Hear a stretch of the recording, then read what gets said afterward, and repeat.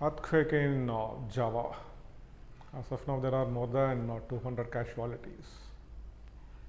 Why Indonesia is prone to earthquake? Why Philippines? Why Japan? Welcome to Kandela. In this geography lecture, let us discuss about the mechanism behind earthquake.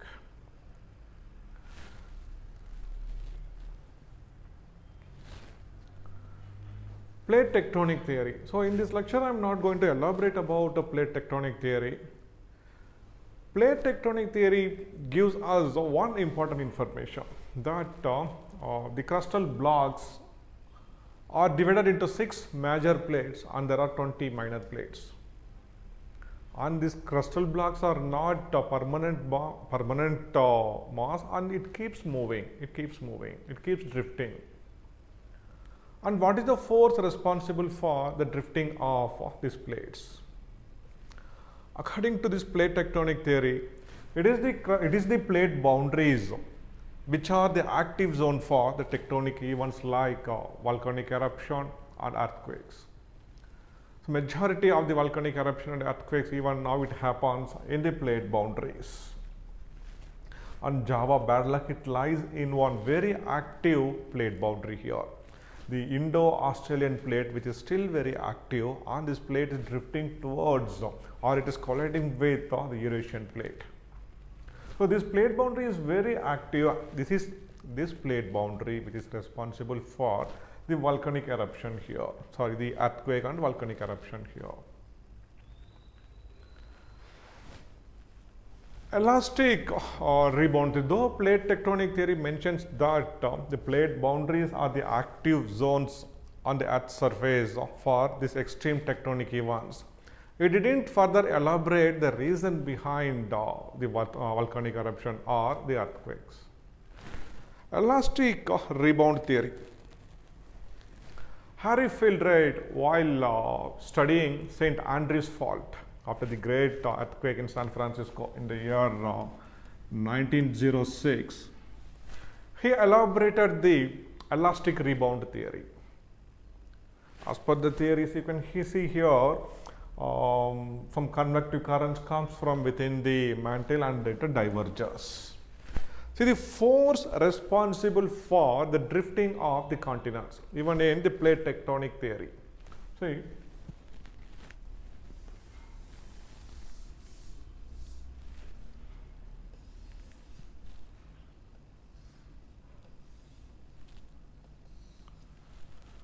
the thermal convective currents which comes from the mantle after reaching the plates, it diverges in the opposite direction.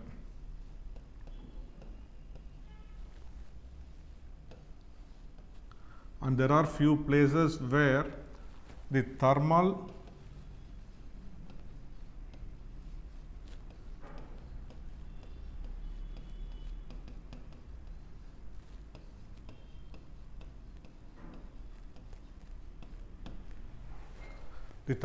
convective currents. This comes from the mantle, and it is this force which is responsible for the drifting of the continents. So there are places where there are plate boundaries where the thermal convective currents ascends up and it diverges. This creates a diverging plate boundary. And there are few places where the thermal convective current converges and moves down. This creates a convergent plate boundary. So we know these are the active regions of tectonic activity. What exactly happens in this region? When the thermal convective current ascends, it heats up the rocks, and when it diverges, it manages to pull the rocks away from each other, or it stretches the rocks. The rocks has their own threshold for elasticity. So until this threshold is reached, the rocks are capable of stretching, and once when this force crosses the threshold, then the elasticity breaks here, and once when it breaks, the rocks rebounds, and once when it rebounds, we cannot expect that to bounce back to its original position. It may slightly get altered also. So it is this rebounding which results in earthquake. So this is what the elastic rebound theory is. So this process happens both in the converging plate boundary. Even in a converging plate boundary, the converging thermal convective currents create some stress in the rocks. It pulls the rocks, it creates some stress, and once when the rocks loses its or crosses that threshold of elasticity, it breaks. It breaks. Is there any model to predict this event? So an extreme event, see, it's creating more casualties. You might have heard about the Boji earthquake and the number of casualties which it has created. Geologists, based on few observed phenomena, they managed to develop some model, but still these models are not foolproof. There is one model which was based on few events which were observed just before the earthquake.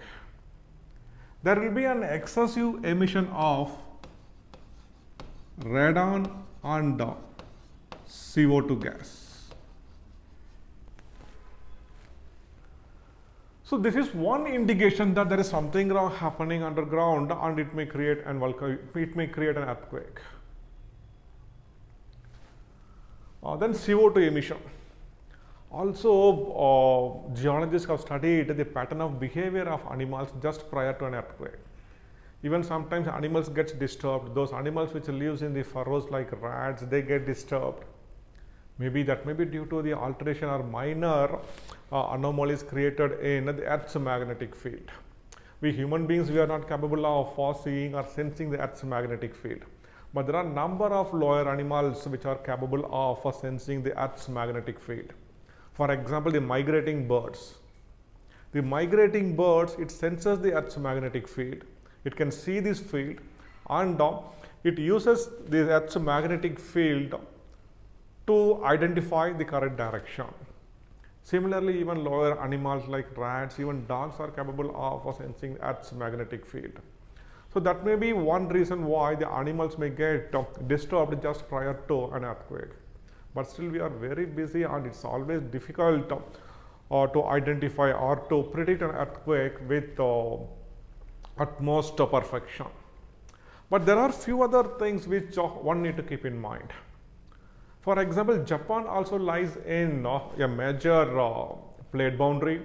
Very frequently, it's known for earthquakes and volcanic eruption. But still, whenever an earthquake happens there, casualties will be very less. Why is it so? That was largely because of the technique which they used in their architecture, in the construction of the buildings. Most of the modern day buildings in Japan is capable of observing the shocks created by an earthquake. So it's capable of observing it.